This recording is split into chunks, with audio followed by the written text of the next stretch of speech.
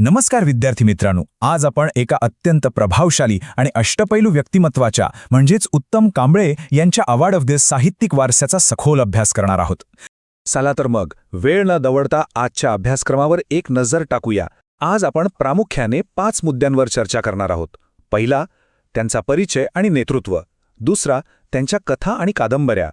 तिसरा, त्यांचं सामाजिक संशोधन. चौथा, त्यांच्या कविता आणि आत्मकथने. आणि शेवटी तुमच्यासाठी एक छोटीशी सराव प्रश्नमंजुषा. तर सुरुवात करूया आपल्या पहिल्या विभागापासून, परिचय आणि नेतृत्व. आता उत्तम कांबळे यांच्याबद्दल विचार करताना ते केवळ एक साहित्यिक आहेत असा विचार करून चालणार नाही. ते माध्यम आणि साहित्य अशा दोन्ही क्षेत्रांतील एक दिग्गज व्यक्तिमत्व आहेत. त्यांच्या कारकिर्दीचा पाया समजून घेताना 3 गोष्टी अगदी पक्क्या लक्षात ठेवा. त्यांचा जन्म 1956 साली झाला. दुसरी महत्त्वाची गोष्ट म्हणजे महाराष्ट्रातील अत्यंत प्रतिष्ठित अशा सकाळ माध्यम समूहाचे ते माजी मुख्य संपादक होते. पत्रकारितेतले हे सर्वोच्च पद त्यांच्या सामाजिक जाणीवेची स्पष्ट साक्ष देतं.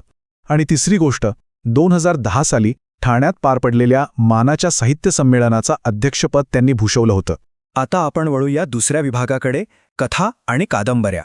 आता या स्लाइडवरची सर्वात रंजक गोष्ट म्हणजे त्यांच्या काल्पनिक साहित्याची अफाट व्याप्ती. बहुपर्यायी प्रश्नांसाठी ही नावं तुम्ही नक्की लिहून घ्या. कादंबऱ्यांमध्ये श्राद्ध, अस्वस्थ आणि नायक यांचा समावेश होतो. नुसती नावं वाचली तरी मानवी भावनांची खोली जाणवते, नाही का? कथासंग्रहांचा विचार केला तर रंग माणसांचे, कथा माणसांच्या, कावळे आणि माणसं, परत्या आणि न दिसणारी लढाई यांसारख्या अप्रतिम कलाकृती त्यांनी आपल्याला दिल्या आहेत. या नावांवरूनच एक गोष्ट स्पष्ट होते, ती म्हणजे त्यांच्या लेखनाचा केंद्रबिंदू कायम माणूस आणि त्याचा संघर्ष हाच राहिला आहे.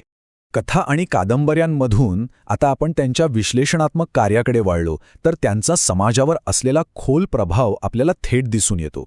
हे बघा, त्यांनी केवळ मनोरंजनासाठी काहीही लिहिलं नाही, तर समाजाला आरसा दाखवण्याचं धाडसी काम केलं. देवदासी, नग्नपूजा आणि अनिष्ट प्रथा यांसारख्या त्यांच्या संशोधनपर ग्रंथांमधून समाजातील अवांछित आणि हानिकारक चालीरीतींवर त्यांनी अत्यंत थेट आणि अभ्यासपूर्ण प्रहार केला आहे. हे विषयच मुळात त्यांची निर्भयता दाखवून देतात. या व्यतिरिक्त भटक्यांचे लग्न आणि कुंभमेळा हे आणखी 2 अत्यंत महत्त्वाचे संशोधनपर ग्रंथ आहेत. या पुस्तकांमधून समाजातील दुर्लक्षित घटकांचा आणि मोठ्या प्रमाणावरील सामाजिक घटनांचा अत्यंत सूक्ष्म अभ्यास त्यांनी मांडला आहे. आता पाहूया आपला चौथा विभाग, कविता, आत्मकथने आणि ललित लेख. कठोर सामाजिक संशोधनासोबतच त्यांच्या साहित्यात आपल्याला एक अतिशय वैयक्तिक, संवेदनशील आणि भावनिक बाजूही पाहायला मिळते. हे वर्गीकरण एका परिपूर्ण मास्टर क्लासच्या अभ्यासक्रमासारखं आहे. कविता संग्रहांमध्ये जागतिकीकरणात माझी कविता, नाशिका तू एक सुंदर कविता आणि 5व्या बुटावर सत्य ही नावं प्रामुख्याने येतात. आत्मकथनांचा विचार केला तर आई, समजून घेताना आणि वाट तुडवताना ही पुस्तके प्रचंड गाजली. आणि ललित साहित्यामध्ये थोडंसं वेगळं आणि तिरंग्यातून गेला बाप अशी अगदी हृदयस्पर्शी निर्मिती त्यांनी केली आहे. खरंच प्रत्येक साहित्य प्रकारावर त्यांची काय विलक्षण पकड आहे. पण इथे एक अत्यंत महत्त्वाचा मुद्दा लक्षात घेण्यासारखा आहे. साहित्य केवळ लिहून चालत नाही, तर ते सर्वसामान्यांपर्यंत पोहोचावं लागतं. त्यांच्या आई समजून घेताना या आत्मकथनाची व्याप्ती खऱ्या अर्थाने अफाट आहे. मूळ मराठीत लिहिलेल्या या पुस्तकाची भाषा इतकी सहज आणि प्रभावी होती की त्याचं चक्क कन्नड आणि इंग्रजी भाषांमध्ये अनुवाद झालं.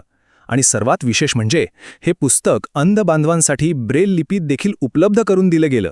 हे त्यांच्या सोप्या आणि थेट लेखनशैलीचं एक खूप मोठं यश मानलं पाहिजे. अर्थात या प्रवासात त्यांनी इतर अनेक ग्रंथांचं संपादन देखील केलं आहे. आणि आता वेळ आली आहे आपल्या 5व्या आणि शेवटच्या विभागाची, विद्यार्थ्यांसाठी सराव प्रश्नमंजुषा. तर आत्तापर्यंत आपण जे काही पाहिलं त्यातून तुमची उजळणी करण्याची वेळ आली आहे. पहिला प्रश्न तुमच्यासमोर हा राहिला. 2010 साली ठाणे येथे झालेल्या साहित्य संमेलनाचे अध्यक्षपद कोणी भूषविले होते? आठवा बरं. सादरीकरणाच्या अगदी सुरुवातीलाच आपण यावर चर्चा केली होती.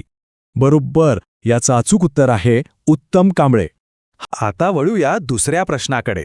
उत्तम कांबळे यांच्या कोणत्या अत्यंत लोकप्रिय आत्मकथनाचे कन्नड, इंग्रजी आणि अगदी ब्रेल लिपीतही भाषांतर झाले आहे?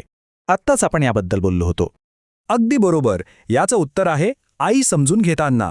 आणि आता आपला आजचा शेवटचा प्रश्न. साहित्याच्या जगाबाहेरही त्यांचे खूप मोठं नेतृत्व होतं. एक प्रसिद्ध लेखक असल्याव्यतिरिक्त उत्तम कांबळे हे महाराष्ट्रातील कोणत्या प्रमुख माध्यम समूहाचे माजी मुख्य संपादक होते? याचं अचूक उत्तर आहे सकाळ माध्यम समूह.